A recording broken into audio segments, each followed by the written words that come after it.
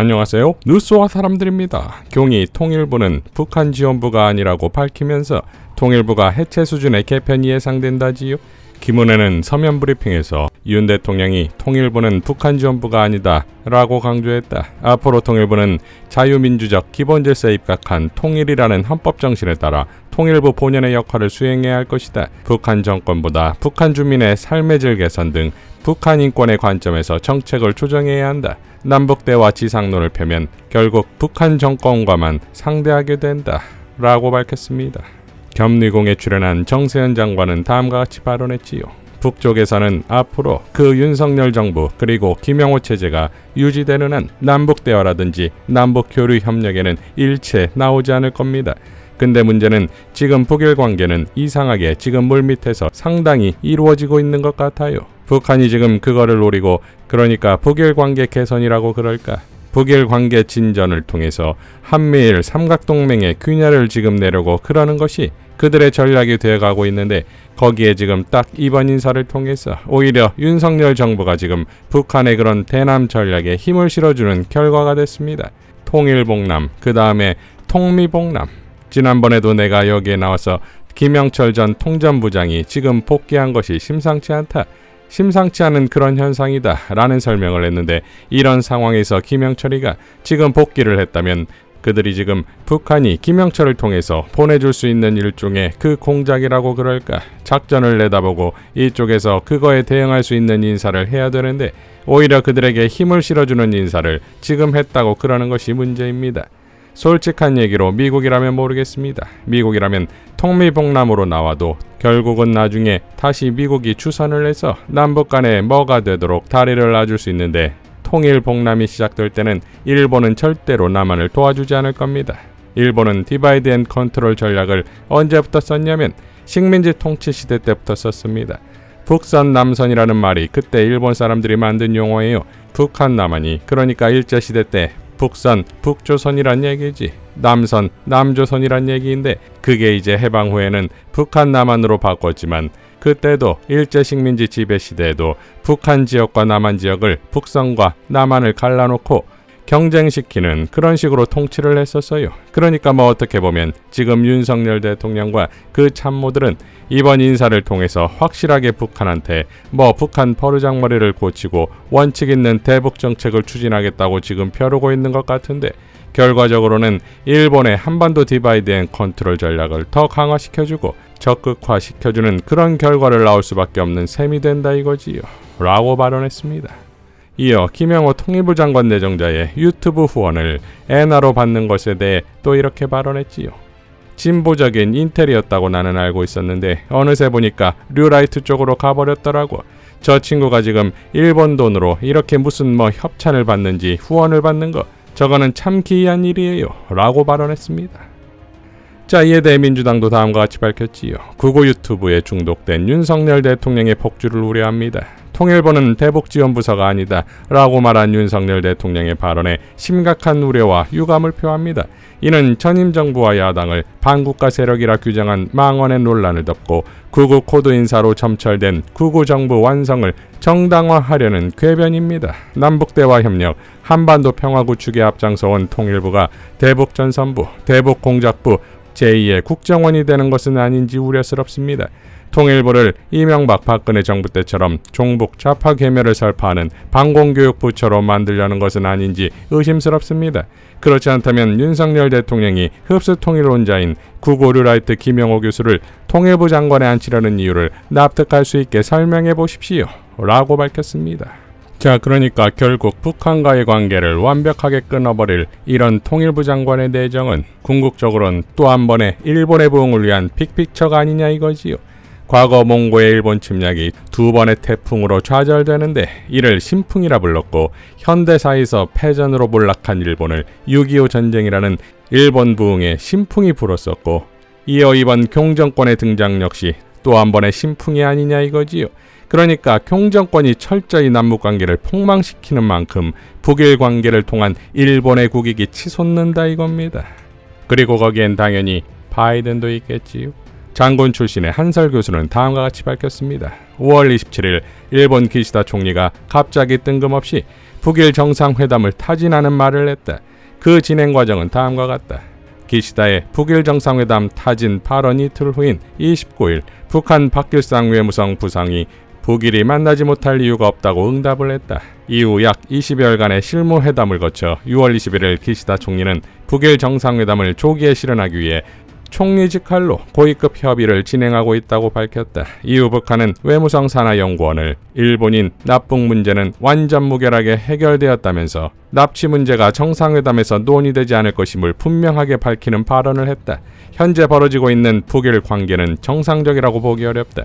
일본이 주변의 여건을 무시하고 단독적으로 북한과 정상회담을 추진할 수 있다고 생각하기 어려운 상황이다. 일본의 이런 움직임에는 당연히 미국과의 협의가 필수적이다. 협의가 아니라 미국의 지시와 요구가 없었다면 일본이 단독으로 북한과 정상회담을 추진한다는 것은 있을 수 없는 일이기 때문이다. 일본이 북일 정상회담을 하는 이유가 매우 불확실하다. 일본은 납치자 문제를 들었지만 그것은 이미 오래된 주제이며 새롭게 북일 정상회담을 하면서 해결할 문제가 아니다. 북한이 외무성 연구원을 통해 납치자 문제는 완전 무결하게 해결되었다고 밝힌 것은 북일 정상회담에서 무엇을 논의할 것인지를 분명하게 하라는 북한의 입장을 보여주는 것이다. 별로 성과 없는 북일 정상회담을 추진할 이유가 없다는 북한의 단호한 의지를 보여주는 것이다.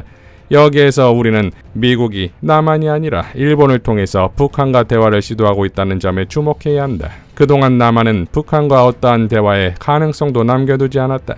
일전에 미국 대사관 직원과도 이 문제에 대해서 대화를 한 적이 있다. 당시 미국 대사관 직원은 윤석열 정권을 통한 북한과의 대화 가능성을 물어왔다. 그 대답에 필자는 불가능할 것이라고 대답한 적이 있다. 북한은 절대로 윤석열 정권과 대화를 추진하지 않을 것이라고 답했다. 윤석열 정권은 앞으로 몇 년 있으면 바뀌지만 북한 정권은 바뀌지 않는다. 북한의 입장에서 볼 때 대화할 필요가 없는 정권과는 대화하려 하지 않을 것임은 당연한 일이 아닐 수 없다. 이렇게 본다면 미국은 북한과 대화에 물꼬를 트기 위해서 일본이란 카드를 이용할 수밖에 없는 것이다. 미국은 북한과 대화의 상대로 일본을 선택했고 남한은 배제당했다.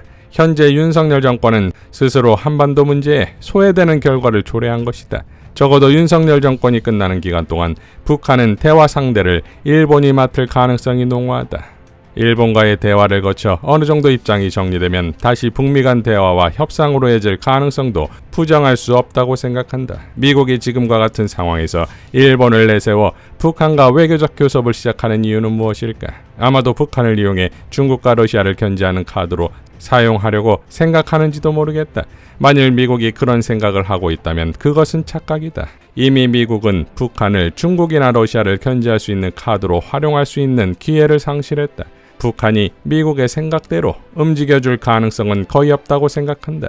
북한은 미국이 제재를 풀어주면 최소한 미국의 적대적인 입장을 취하지 않는다는 정도의 수준에서 북미 관계를 유지하려 할 것이다. 이미 세계 경제가 중국과 러시아를 중심으로 하는 브릭스 체제로 넘어가는 상황에서 북한이 미국 중심의 경제 체제에 편입되려 한다고 생각한다면 착각이 아닐 수 없을 것이다.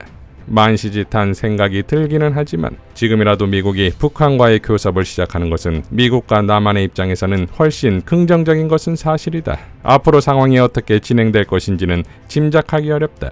북일 정상회담이 이루어지고 그 이후에 북미 협의가 전개될 가능성도 있고 북일 정상회담도 제대로 개최되지 못하고 실무 협의 단계에서 좌초될 가능성도 있다. 북한은 회담 자체를 위한 회담은 절대로 하지 않을 가능성이 높다. 여기서 분명한 것은 윤석열 정권은 지금부터 벌어지는 북한 관련 이슈에서 완전하게 소외될 것이라는 점이다. 예전에 북한이 미국과 통하기 위해서 남한을 소외시켰다는 소위 통미봉남이라는 말이 유행했었다. 지금 상황은 통북봉남이다. 미국이 북한과 협상하기 위해서 한국을 봉쇄한다는 말이다. 윤석열이 스스로 봉쇄하고 만 것이다. 라고 밝혔습니다. 자, 결국 경정권과 구구와 친일은 고구마 줄기처럼 엮여져 나오고 있지요. 송영 기자는 다음과 같이 밝혔습니다. 그래도 명색이 일국의 대통령인데 비록 심리적 지혜이시긴 하지만 그래도 세계 10대 경제 강국에 들어가는 나라인데 대통령의 언어에서 대한민국의 국격에 맞는 절제의 품격이 있어야 하지 않을까? 임기 1년이 지났지만 내세울 건 없고 경제도 민생도 외교도 안보도 점점 수렁으로 빠져드니 전임 정부를 까는 걸로 무능을 합리화하고 위안을 삼는 심정은 이해가 됩니다만 그래도 금도는 지켜야지요. 이전 정부의 통일부는 마치 대북지원부 같았다고요. 그래서 윤석열 정부의 통일부는 호전적인 전쟁 선동부로 만들겠다는 건가요? 공무원 연수원은 일베 양성소로 바꿔서 공무원들을 구구전사로 양성할 생각인가요? 이명박에게 BBK 면죄부를 발부한 검사를 국민권익위원장으로 발탁한 걸 보니 국민권익위는 돈 있고 힘 있고 빽 있고 불법, 탈법, 편법에 면죄부 발급하는 기관이 되겠군요. 방송장악의 원흉으로 악명 높은 MB맨 이동관을 방통위원장으로 낙점한 건 방송을 체제선전부로 만들어 사시사철 땡윤 뉴스의 태평성대 풍악으로 전국민의 문해화를 추진하겠다는 것이고요. 문화예술인 블랙리스트도 부활할 것이니 창작의 자유는 종언을 구하게 될 것이고 한류도 맥이 끊기게 되겠네요. 그동안 영화 기생충과 드라마 오징어 게임과 지옥과 더 글로리가 전 세계에서 화제가 되고 있다는 뉴스를 듣는 게 얼마나 고역이었겠어요. 살아보니 역사는 고속도로가 아니더군요.